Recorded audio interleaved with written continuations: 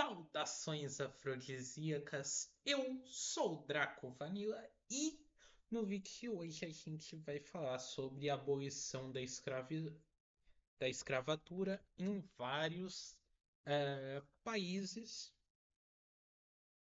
obviamente dando um enfoque maior na abolição brasileira, mas primeiro a gente vai falar da Inglaterra e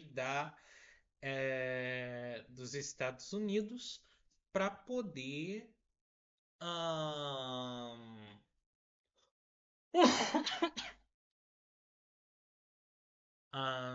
deixar um ponto claro aqui, tá? Ahn, então é isso. É, no, o processo de abolição na Inglaterra, nos primeiros países em que ele se deu, em um dos primeiros países onde ele se deu como? Se deu porque a economia colonial da Inglaterra passou, a economia da Inglaterra passou de ser apenas as colônias fazendo extrativismo, né? Então as colônias ali extraíam algodão, extraíam ouro, extraíam tudo, tudo, tudo, e eles passaram a, a se industrializar, né? A fazer coisas em indústria,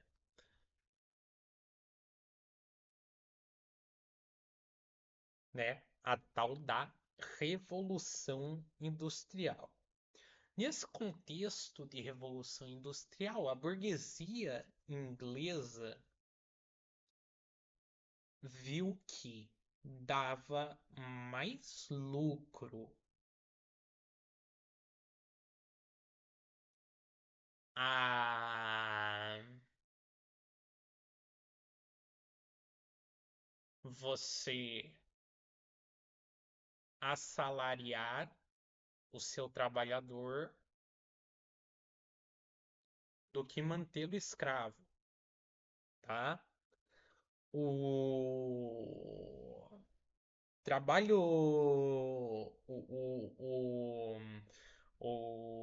por quê? Porque o escravo, o trabalho escravo, ele não dá dinheiro. Por isso que é trabalho escravo. Você não recebe para trabalhar. Você trabalha de graça. Trabalhando de graça, obviamente você não vai consumir nada. E o capitalismo industrial, ele requer que você consuma, tá? E como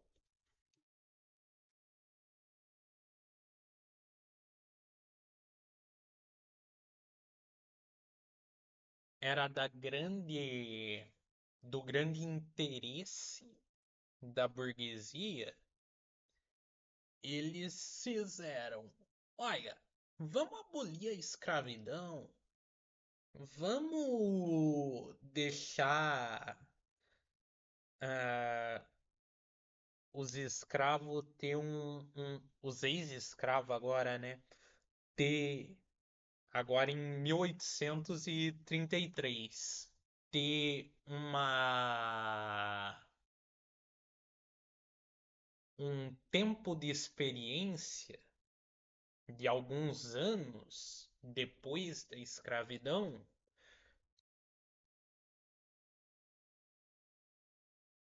e vamos começar a pagar para esses ex-escravos para que eles possam consumir produtos das nossas fábricas,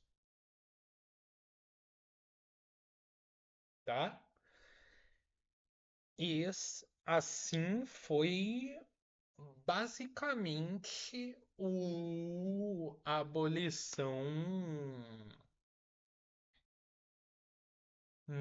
na Inglaterra. Nos Estados Unidos aconteceu mais ou menos a mesma coisa, só que em 1865,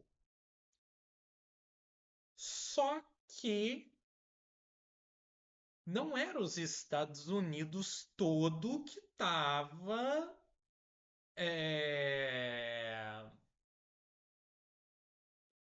numa economia industrial.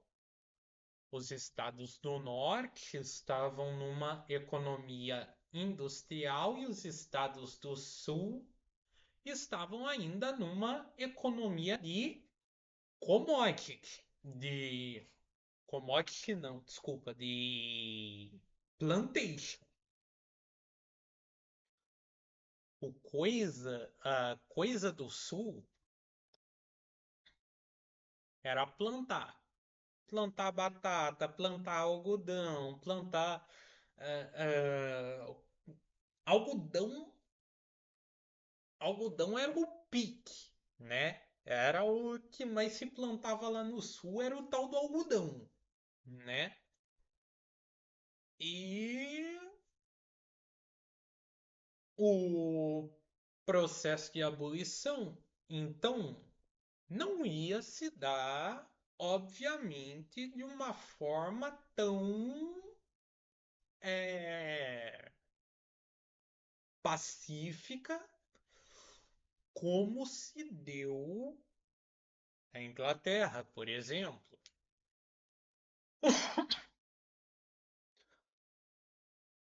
Assim, em 1863, 1861 a- até 1865, teve uma guerra por causa da escravidão. A guerra dos estados do norte, que é a federação, contra os estados do sul, que era a confederação. Os federados, os Estados Unidos, que é a parte do norte, queriam abolir a escravidão para que os negros possam trabalhar de forma assalariada para dar lucro para eles, porque quanto mais gente assalariada, mais ah,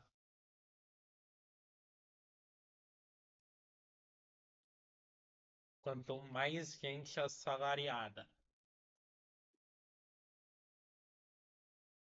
melhor é o,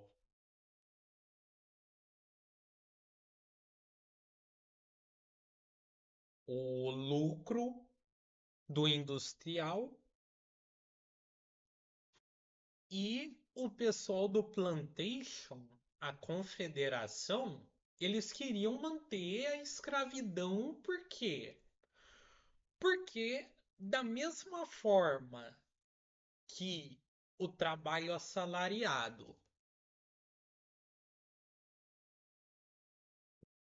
é bom para uma economia ah, industrial, o trabalho escravo é bom para uma economia agrária, né?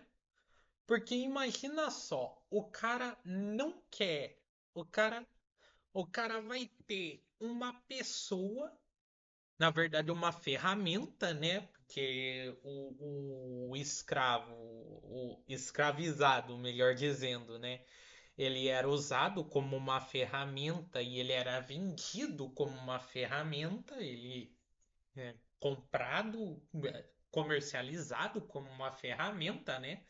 Você não tem que pagar nada para ele e ele vai colhendo o algodão para você, plantando o algodão para você. Na época não existia máquina que fizesse isso. A máquina foi criada muito depois, né? Então, o escravo aqui ia pegando o algodão, colhendo e plantando e vida que segue. Eu, o dono, vou vender esse algodão para a Inglaterra e ganhar. Eu, o dono estadunidense, né? Eu vou vender esse algodão ou para a Inglaterra ou para algum é, estado do norte, né? Antes da guerra era assim que funcionava. Antes da guerra era assim que funcionava. E eu ia ter o meu lucro. E o escravo que se fode é uma ferramenta. Se o escravo quebrar, né? Ou morrer, né? Se o escravo morrer, eu compro outro, né? Era assim que funcionava a economia agrária dos Estados Unidos em 1865.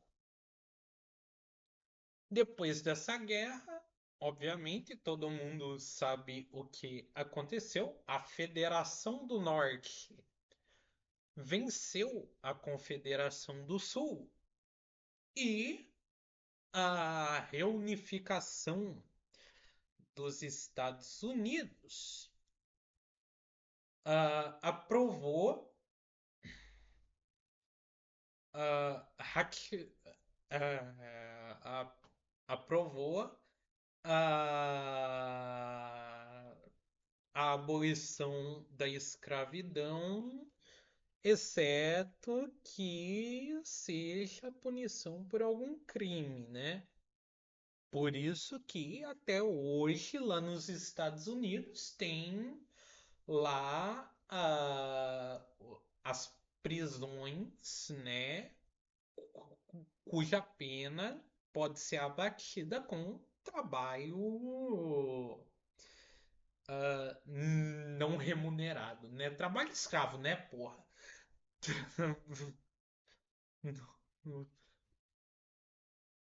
E agora, depois dessa longa viagem, a gente vai chegar aqui na nossa terra para a gente saber como é que foi o processo abolicionista aqui no Brasil e o, o porquê que ele foi tão gradual. Se não ficou óbvio pra cacete o porquê que ele foi tão gradual, porquê que no Brasil demorou tanto tempo para se abolir a escravidão, é porque basicamente o Brasil ele era e continua sendo um país majoritariamente agrário, né?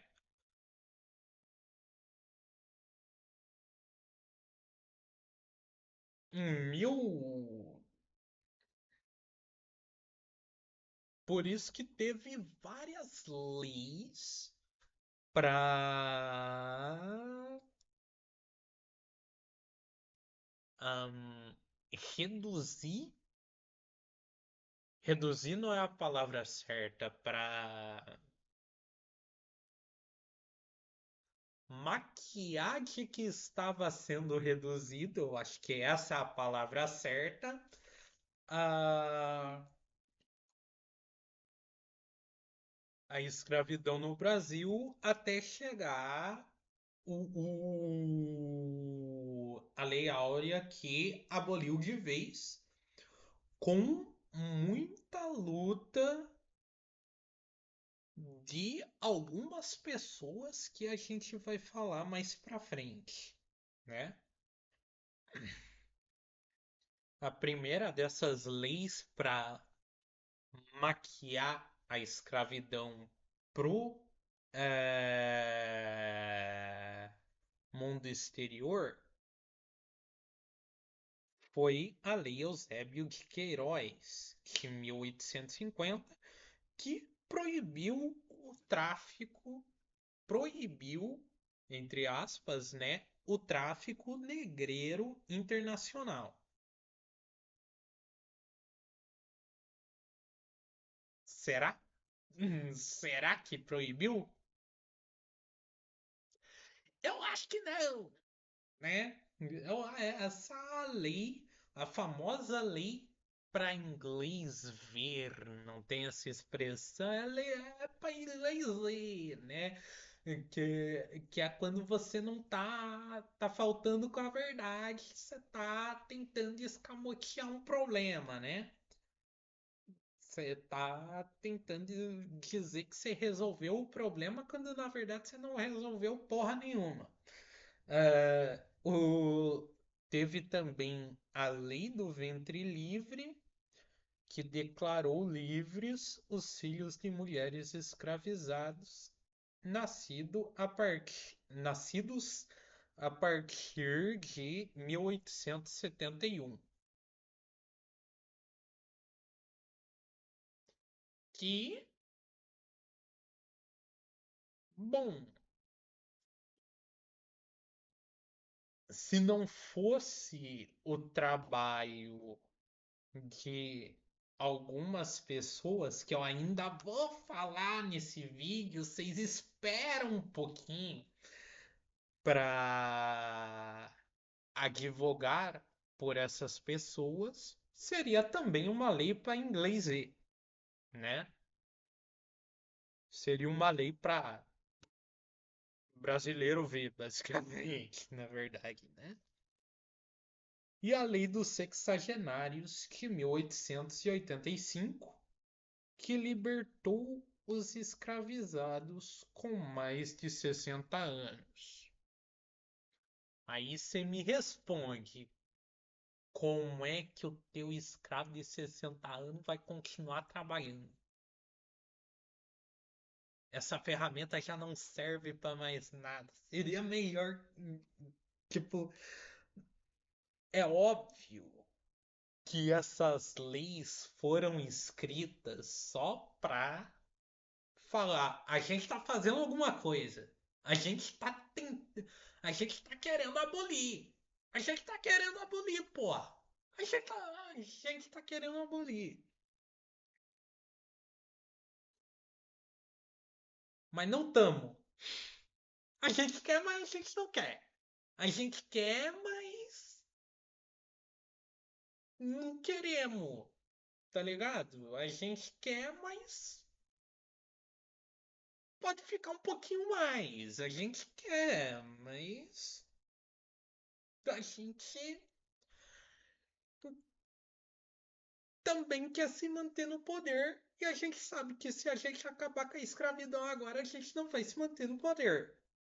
Basicamente é isso que passava na cabeça da família imperial na época. Então, se você, no auge dos seus 24 anos está pensando naquela mulher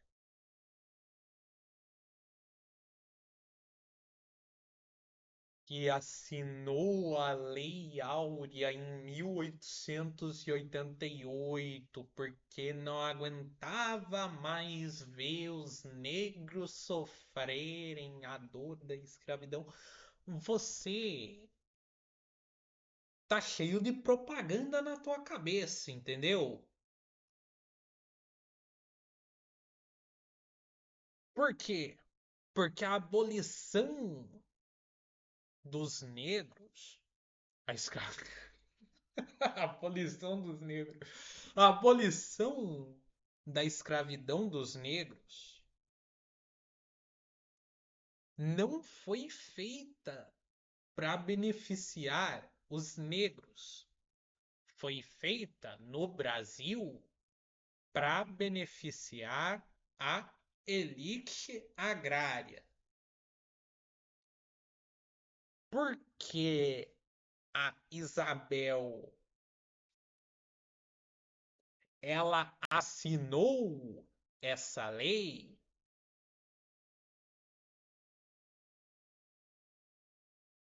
mas negro não podia comprar terra. Hum, ela assinou essa lei, mas ela não indenizou, ela, ela quis indenizar os latifundiários ao invés de indenizar os ex-escravizados. Hum, ela estava pouco se lixando para os ex-escravizados. Hum,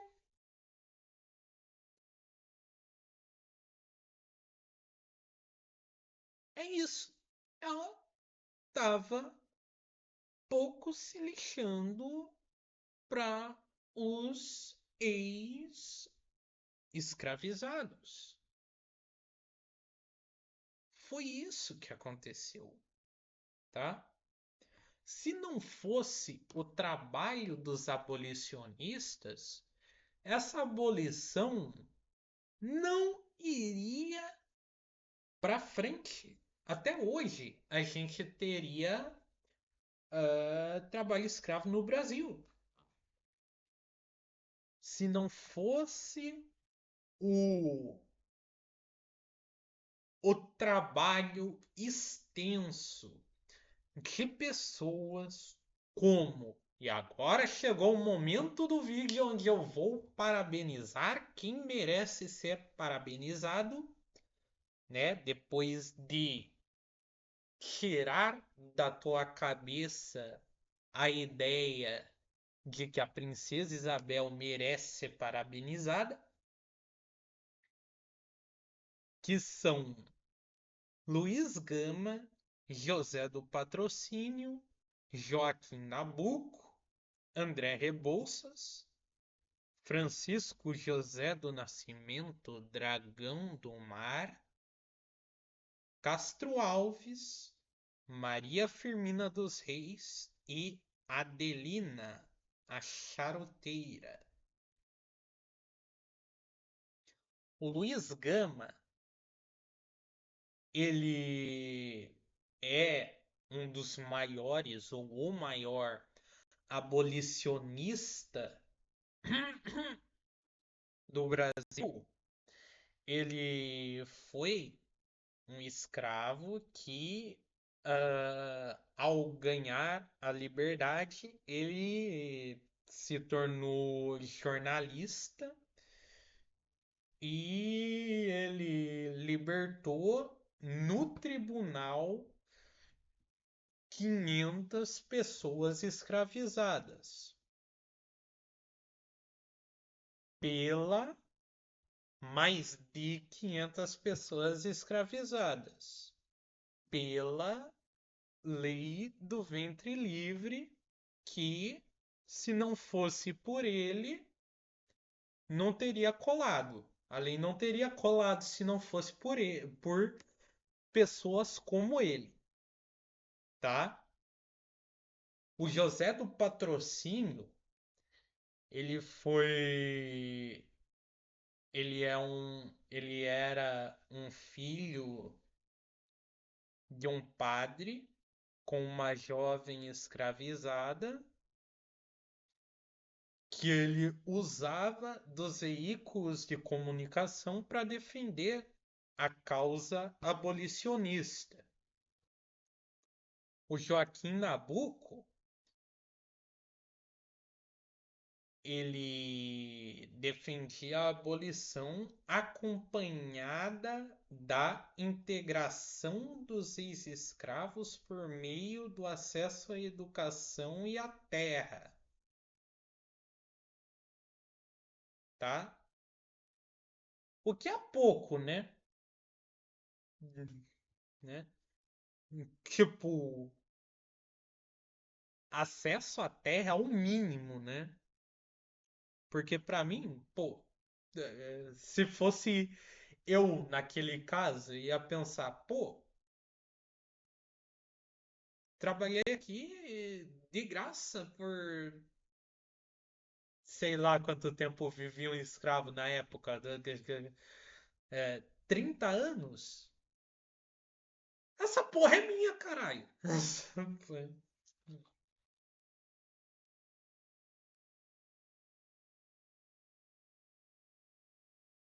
O Francisco José, o jangadeiro, o dragão do mar, ele liderou uma greve de jangadeiros que se recusava a transportar escravos para navio negreiro.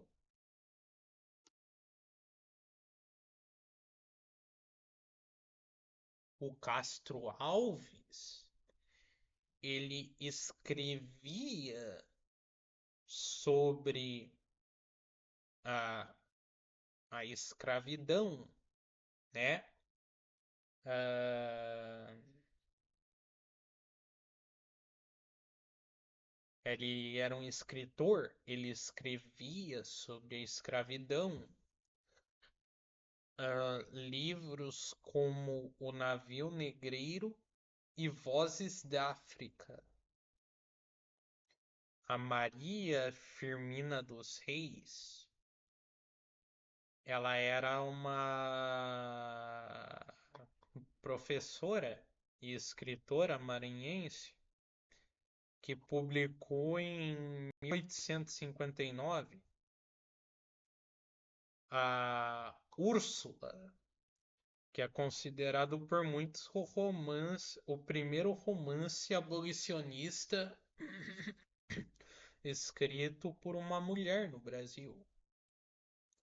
E teve também Adelina, a charuteira, que foi filha de uma mãe de uma mãe escravizada.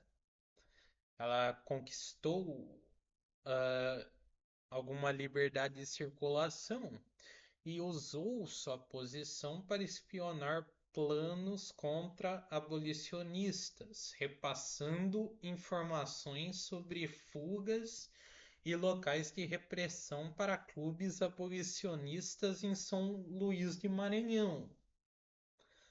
Todas essas pessoas merecem muito mais reconhecimento do que uma princesa que,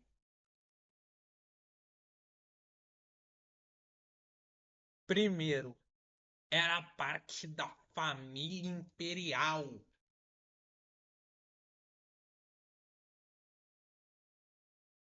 que até hoje recebe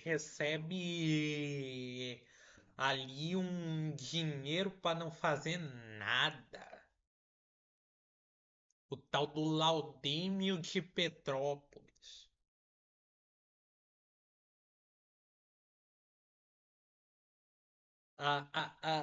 Uma princesa que, que aboliu a escravidão mas não deu condições mínimas para os negros poderem trabalhar, para os negros poder se sustentar.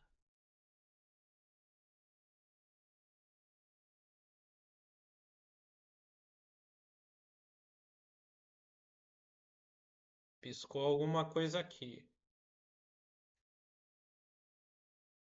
O fantasma da princesa, será?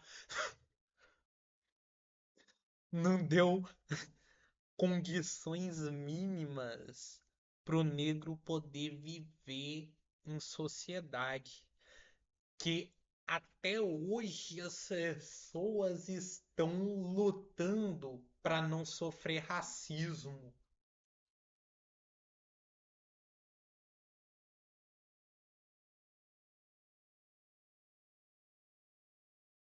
Todas essas pessoas merecem melhor e maior reconhecimento pelo que fizeram do que a princesa Isabel. Bom, pessoal, mas é isso que eu queria mostrar para vocês. Se vocês curtiram o vídeo, deixem um like, adicionem o vídeo aos seus favoritos. Eu, eu sou o Draco Vanilla e que Afrodite abençoe a todos nós.